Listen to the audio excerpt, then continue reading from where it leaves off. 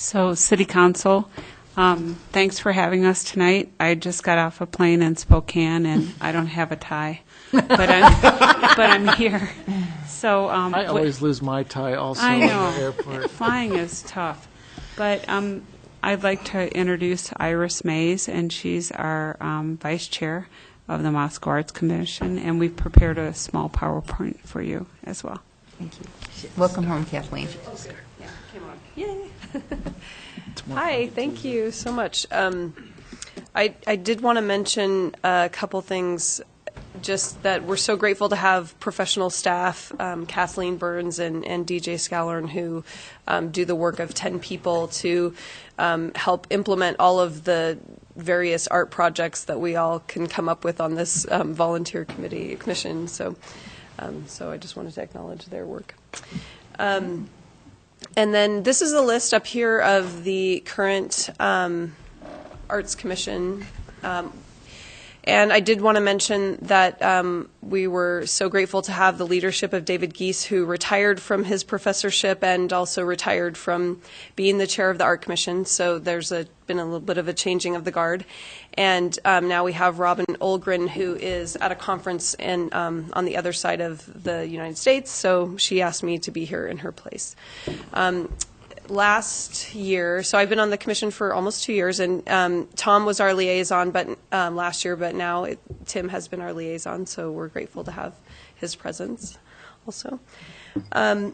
Let's see, and then you can see that there's about 3 vacancies here, and we are working to fill those vacancies. We had a couple wonderful graduate students who were helping with the monthly exhibitions in the 3rd Street Gallery just outside these doors. They both graduated and left town, and so we're actively recruiting for those other 2 positions. So I think we'll be back with a couple people that Nancy will be interviewing, and they've filled out applications. At least one of them has. And I've already interviewed one of them. Yeah. Oh, yeah. So it's happening. All right. So a few innovations, the things that were new this last year. We had poetry on the buses. One of our new commissioners, Alexandra Teague, is in the creative writing department at the University of Idaho, and we've been wanting to kind of flesh out our just the different components of the arts, not just the visual arts, and so this was a wonderful first step towards that, and was exhibited during the Art Walk. We had a couple of media events, and this is something that we've been trying to do, educating the arts organizations about what they need to do to advertise their events. So we had the April 2013 event on Inland 360, and then the upcoming one in January is going to be on radio and other media. So Art Walk, again this year, June 14th, 2013, was a huge success, and lots of fun was had with more than 125 artists participating and over 75 businesses. So we think that's a great partnership with the community and is working really well. At the Art Walk, we had a handful of different projects that came to fruition and were exhibited at Art Walk, including the transit center, the new transit center, and the sculpture garden there, and then some other things that we had. Let's see, not the entertainment in the park, but we had. I'm going to go forward. Nope, not that one. This is the transit center sculpture. I'm going out of order here. And then we also the city staff worked really hard to get these vinyl wraps in place that I think you've seen them on for the downtown corners, and we're going to be doing a handful more of these. They're small projects, but they are powerful visually and a lot of fun for the community. And then I'm just going to go back to those other ones. The city staff also puts together this entertainment in the park on Thursday evenings, very popular, well-attended events that we all look forward to when we get the nice weather in the summer. And then this was another new event that was very successful last year, the 30-30-30. If you didn't make it, you have to try to make it this year because it was so much fun.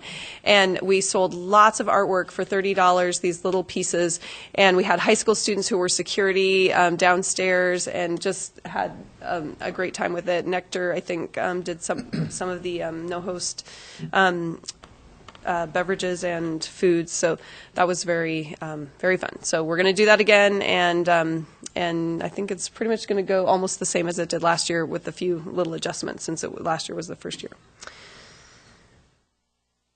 And these are the sculptures at the Transit Center. Those will be switched out every 6 months. Is that what we're going to do? And so these were all students. It was juried, but these were sculpture students at University of Idaho.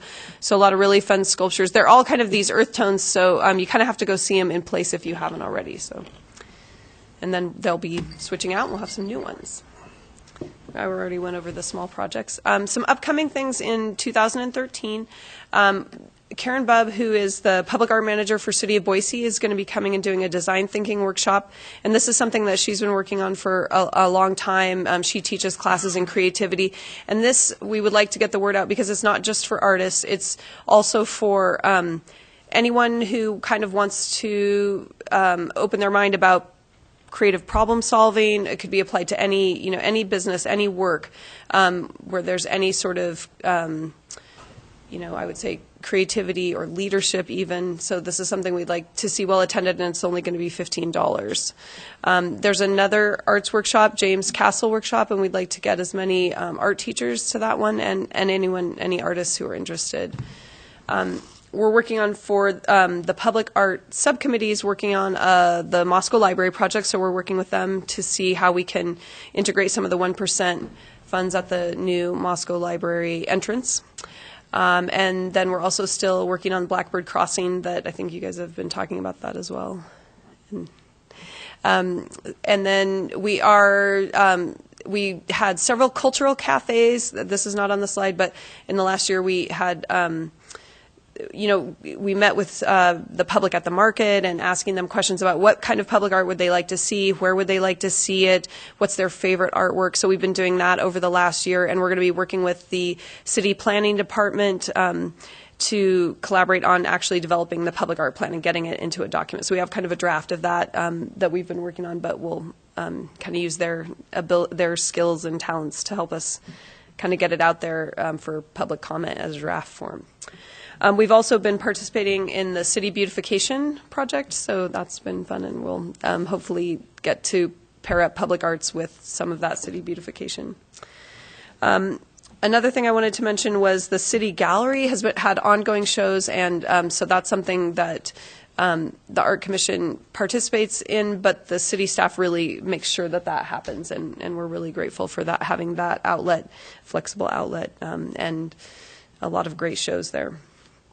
I'm trying to think. Oh, and then the Coeur d'Alene Arts Commission is going to come and visit us. We visited them this summer, and Tim Brown came with us, and it was really wonderful to get to see what they're doing with their public art program. And also, it was kind of an eye-opener for all of us to see how much the Arts Commission here actually does. What they do there is 1% for art. That's all they do. And our staff and our commission work on a lot of other different types of projects. So it was really interesting just to have that comparison. And then they're going to come down soon and hopefully this winter and visit us, and we'll show them what we have here. So that'll be nice. So I think that's it. Any questions? That's great. Tim? We started something, or the commission started something that I hope takes off. It's called the First Thursday. First Thursday. Do you want to? And we had our first one last Thursday. So do you want to tell the public a little bit about how that's going to work and what it's about and how art's going to get shown?